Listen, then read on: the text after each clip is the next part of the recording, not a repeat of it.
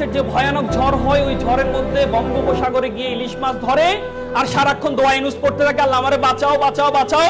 আমি এই সমস্ত কষ্ট করছি আমার বাচ্চাটাকে মেডিকেলে পড়ানোর জন্য, আমি এই কষ্ট করছি, আমি জীবন রিস্ক নিয়ে নদীতে মাছ ধরতে যাচ্ছি আমার বাচ্চাটাকে ঢাকা বিশ্ববিদ্যালয়ে পড়ানোর জন্য। ওই বাবা মায়ের কষ্টকে আমরা তুচ্ছ তাচ্ছিল্য করি।